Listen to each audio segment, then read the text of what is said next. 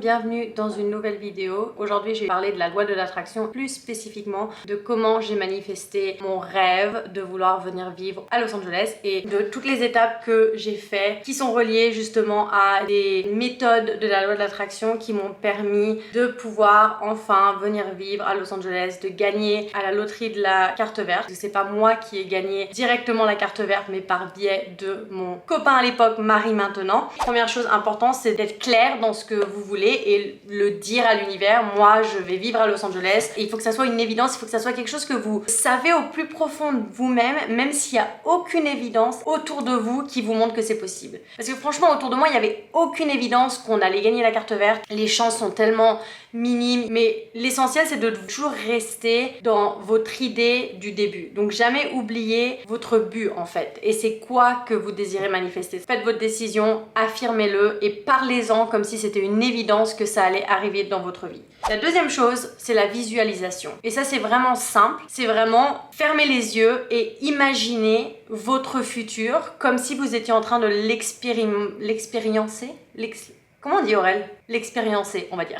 L'expériencer maintenant, je sais plus penser français-anglais, ça me mélange des fois. J'ai quand même assez de facilité à faire la visualisation. Vous pouvez aussi faire des visualisations guidées sur YouTube. Malheureusement, la plupart des bonnes vidéos qui sont reliées à la loi d'attraction, la visualisation sur YouTube, c'est tout en anglais. Ça peut être compliqué si vous comprenez pas la langue. Mais ce que j'ai fait, c'est vraiment, je fermais les yeux et je m'imaginais vivre à Los Angeles. Ça pouvait être des choses très très simples, comme je sors de chez moi et j'ai pas à mettre de bottes et je sortais et j'allais marcher. Il y avait jamais de neige, il y avait toujours du soleil, du ciel bleu. J'allais à la mer, j'allais faire des randonnées, j'allais au farmers market, donc au marché. J'imaginais que je vivais dans ce monde-là et je faisais ça de temps en temps. Je le faisais pas tous les jours, mais je le faisais de temps à autre. Donc ça, c'est quelque chose qui est très très bien parce que votre cerveau ne peut pas différencier entre votre réalité, ce que vous voyez maintenant dans le monde externe, là, ce que vous regardez autour de vous, et ce que vous imaginez dans votre cerveau. Il croit que ce que vous imaginez, c'est la vérité. Et au fur et à mesure, plus tu fais ça, c'est comme si le monde commence à... Comment je peux dire ça?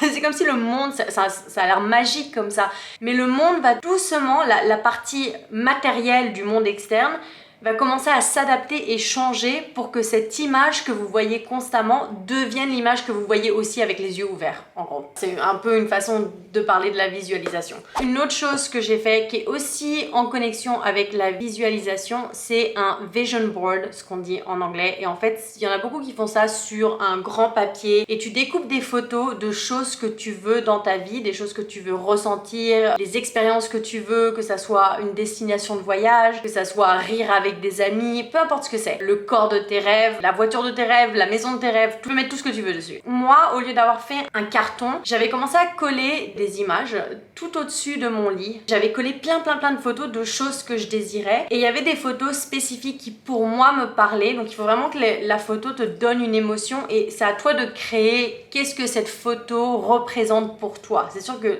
la même personne pourrait voir la même photo et ça a une représentation complètement différente. Mais moi, ces photos-là représentaient quelque chose de spécifique. Donc quand je me réveillais le matin et je voyais ces images-là, ou quand je me couchais le soir et je voyais ces images-là, je me rappelais, ok, c'est ça que je veux et c'est ça ma réalité que je suis en train de créer. Même si elle n'était pas encore actualisée. Je vais vous montrer un peu les photos que j'avais. Par exemple, celle-là, derrière le signe d'Hollywood. Et d'ailleurs, vraiment marrant, le week-end qu'on est arrivé à Los Angeles, une fois qu'on a déménagé ici, avec ma meilleure amie, elle était avec nous, on a été faire cette randonnée et on s'est retrouvés justement ici. J'avais jamais fait cette randonnée avant. Donc ça, pour moi, c'était oui, je suis à Los Angeles, je vois la vue de Los Angeles et aussi j'avais l'intention de vouloir faire cette randonnée de toute façon. Donc voilà ce que ça représentait pour moi. J'avais cette image d'un avion. Pour n'importe qui d'autre, ça pourrait être juste représentation d'un voyage ou quoi que ce soit, et pour moi c'était vraiment on s'envole vers Los Angeles parce que on déménage pour aller vivre là-bas. Ça, c'est une photo de l'actrice Emilia Clarke de Game of Thrones, mais pour moi, cette image représentait vraiment comment je me sens de vivre à Los Angeles. Vous voyez, elle a l'air heureuse, en paix, et elle est, comme vous pouvez voir, sur une plage.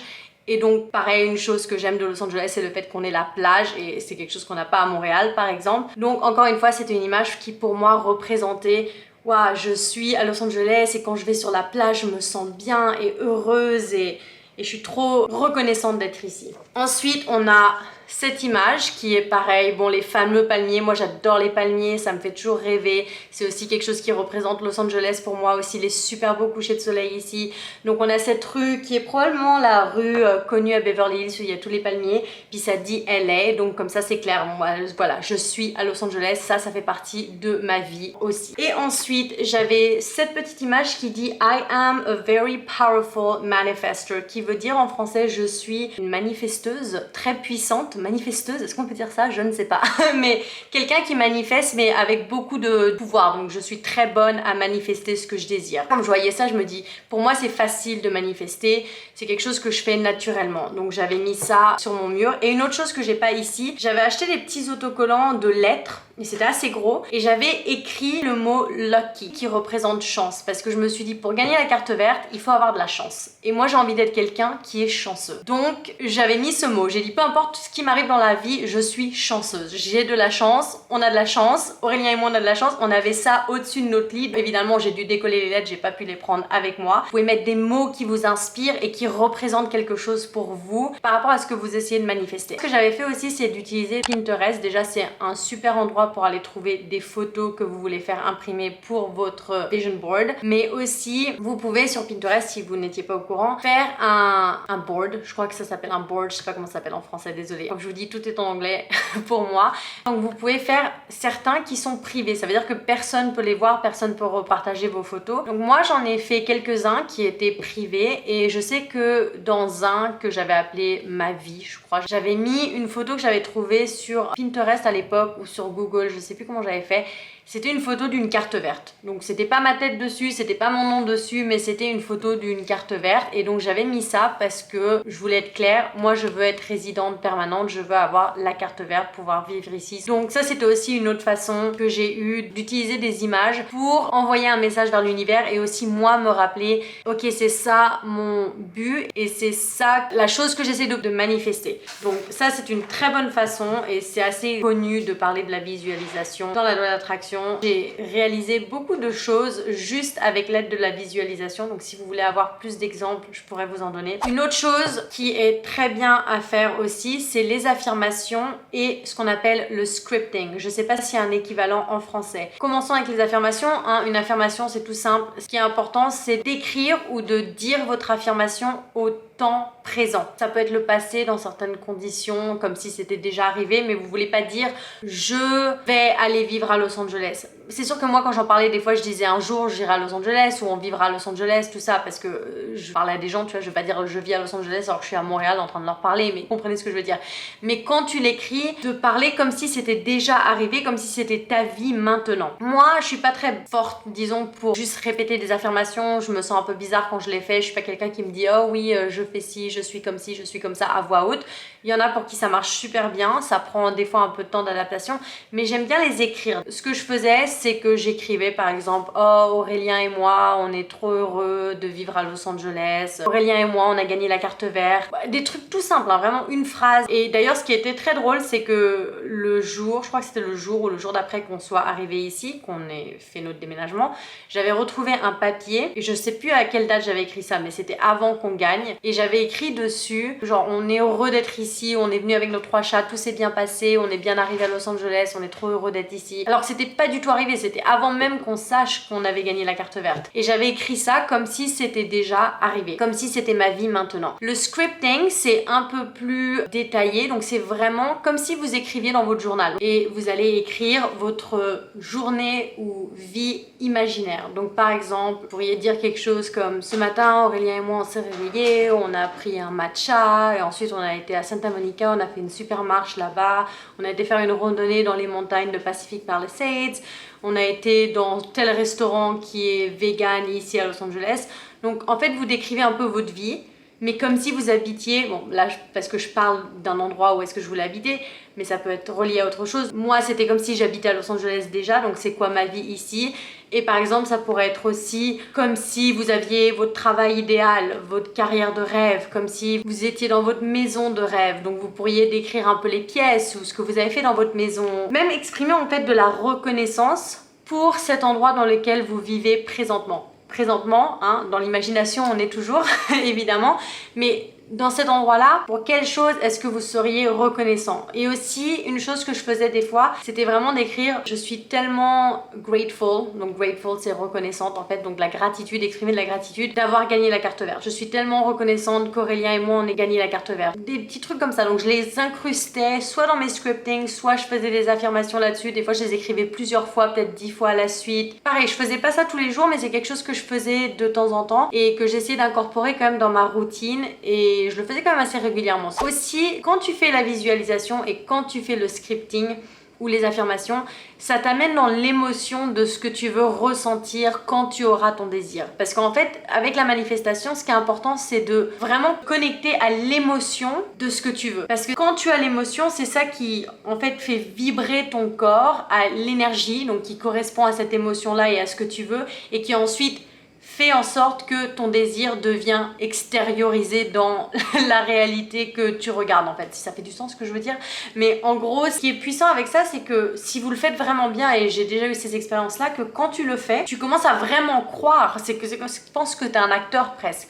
T'es tellement en train de croire l'histoire que tu te racontes et les images que tu vois que t'as même plus envie, t'as même plus ce désir de l'avoir parce que tu as l'impression que tu l'as. Parce que comme je vous l'ai dit juste avant, quand on est dans l'imagination, le cerveau est pas capable de faire une différence entre qu'est-ce qui est réel et qu'est-ce qui est imaginaire. Donc le fait de faire cette visualisation et de sentir toutes ces émotions, quand vous sortez de cette visualisation-là, surtout quand elle est bien faite, quand vous avez vraiment tout bien visualisé ou vraiment fait votre scripting de façon où est-ce que vous emballez, vous êtes vraiment en train d'écrire pratiquement le scénario de votre vie, et ben vous vous sentez tellement bien que limite vous croyez que c'est déjà votre vie. Et en fait, c'est ça qu'il faut avec la manifestation, c'est d'avoir cette sensation que ça, c'est votre réalité. C'est d'essayer de rester dans cette vibration justement où est-ce que, mais si j'ai pu l'imaginer, si j'ai pu le créer dans mon imagination, dans mon cerveau, tout ça, ça peut devenir ma réalité. On s'arrête beaucoup à qu'est-ce qu'on voit en étant la réalité, mais on ne prend pas le temps de rêver assez. Et ça, c'est vraiment ce moment-là, vous l'utilisez pour rêver. Et dans ces rêves-là, vous êtes en train de littéralement créer votre futur. Une autre chose que j'ai fait aussi, c'est de faire du rangement dans ta maison et donner des choses dont tu n'as plus besoin ou des choses que tu sais que tu n'amèneras pas avec toi lorsque tu déménageras. Et généralement, on attend de le faire quand on va déménager, n'est-ce pas? Et ben moi, j'avais commencé à le faire il y a quelques années avant qu'on gagne. Je crois que c'était en 2016-2017 et on a gagné en 2018. J'avais vraiment commencé à dire, ok, je vais créer cet espace dans mon environnement pour donner un signal que je veux partir, que je veux pas rester ici. En fait, regarder mes objets et dire est-ce que ça, à moins que ce soit des choses évidemment qu'on a besoin jusqu'à ce qu'on parte, par exemple si c'est un canapé, vous n'allez pas vous en débarrasser 2 ans avant. Des fois il y a des petits objets qu'on accumule ou des meubles qu'on accumule qui au fond sont pas super nécessaire dans notre environnement, et de se dire quand vous vous en débarrassez, c'est parce que ah bah je vais pas t'amener avec moi à Los Angeles, donc j'en ai pas besoin maintenant dans mon espace, je vais m'en débarrasser et créer la possibilité de ce déménagement. Donc c'est vraiment faire une action qui est vraiment simple au fond, mais qui donne un petit peu un signal de je vais partir. Une des autres choses aussi qui est importante, le mot en anglais c'est surrender, en français je dirais le détachement ou le laisser faire, un peu on pourrait dire ça.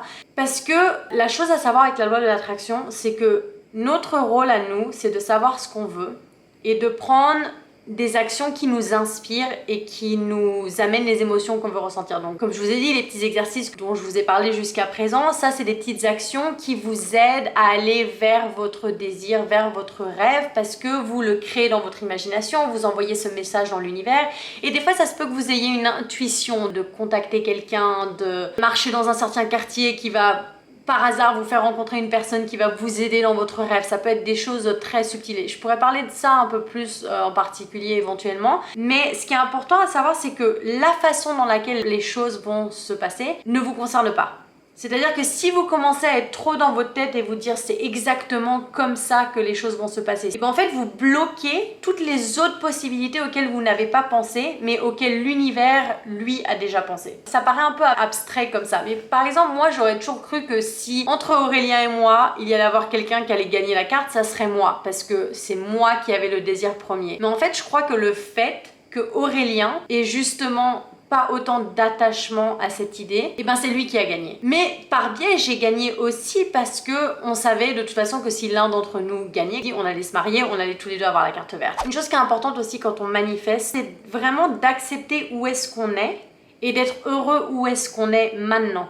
Et le fait d'être bien où est-ce que tu es maintenant, parce que pareil, encore une fois, avec la loi d'attraction, ce que tu es, ce que tu ressens, les choses pour lesquelles tu as de la reconnaissance et que tu apprécies et auxquelles tu donnes de l'attention, amplifie. Donc si tu donnes de l'attention à certaines choses dans ta vie, elles vont amplifier. Donc tu vas avoir plus de ça. C'est pour ça qu'on essaye de donner de l'attention aux choses qu'on aime et aux choses qui nous font du bien. Et la dernière année avant qu'on gagne, j'ai eu comme un changement dans ma tête où j'ai apprécié Montréal plus que toutes les années d'avant.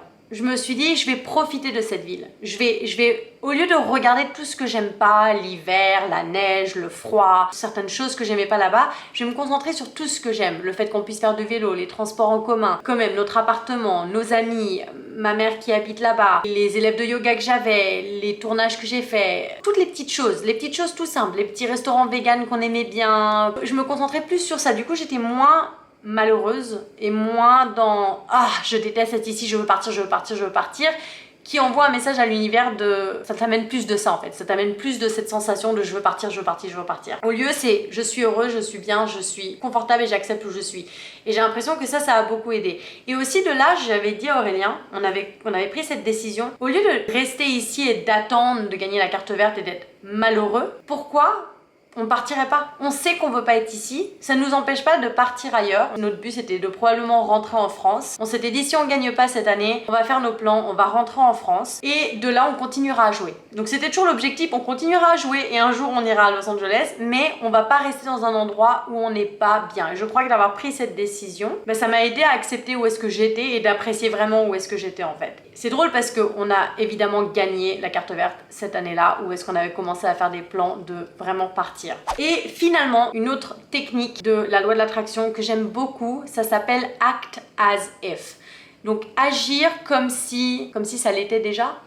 On va traduire ça comme ça. C'est vraiment de vivre ta vie comme si ton rêve était déjà exaucé. Une action que j'avais fait, c'est que déjà j'avais dit à Aurélien en 2018, je voulais qu'on parte à Los Angeles en vacances, je voulais faire une formation de yoga ici et je voulais qu'on reste 3 semaines et qu'on voyage aussi le long de la côte ouest jusqu'à San Francisco, ce qu'on a fait. Mais je lui ai dit quand on va venir ici, on a été dans un Airbnb, je lui ai dit je veux pas qu'on soit ici comme des touristes, c'est-à-dire que je veux pas qu'on aille faire les trucs touristiques, tu vois, qu'on visite Los Angeles. Je veux qu'on soit ici comme si on vivait ici. Donc on va faire comme si le Airbnb c'est notre appartement. On va aller faire nos courses comme si on fait nos courses tous les jours à Trader Joe's, Whole Foods, on va au marché. On va faire ces choses-là comme si c'était notre quotidien. Pas comme si on était des touristes, mais vraiment dans cette sensation. Oui, on est des Los Angelinos, on est des gens de Los Angeles, on habite ici et c'est là qu'on fait nos courses. Et le fait d'avoir fait ça, ça m'a mis dans ce sentiment, au lieu d'être ici et puis de me sentir « Ah, je vis pas ici encore » et puis d'avoir cette déprime un peu. Au lieu d'avoir cette approche, je suis venue ici en me disant « Non, c'est chez moi ». Comment j'agirais si c'est chez moi ici? Tu as une façon différente d'agir, n'est-ce pas, quand c'est ta ville? Quand tu connais les magasins, quand tu sais où est-ce que tu vas faire tes courses, quand tu te balades sur la plage. Donc j'ai fait ça quand on est venu ici en vacances. Et littéralement, on est venu ici en mai. Et je crois qu'on a attendu un peu parce que je voulais pas vérifier pendant qu'on était à Los Angeles si on avait gagné ou pas, parce que j'avais pas envie d'être ici et d'avoir cette déception d'avoir perdu si on n'avait pas été sélectionné. Et c'est mon amie Carole d'ailleurs, ma meilleure amie Carole de France, qui m'avait dit hey, t'as vérifié si t'as gagné la loterie? Parce qu'en plus, je sais pas pourquoi cette année-là, elle m'a demandé si on avait vérifié. Puis comme on avait été à LA, tout ça, j'avais un peu limite zappé. Et à un moment donné, en juin, on a dit bon allez, on va vérifier ce soir. Et moi je vérifie, ça me dit sorry, not selected ou peu importe le message que c'est. Et puis là Aurélien il me dit je l'ai eu. Alors là j'ai fait non, c'est pas drôle.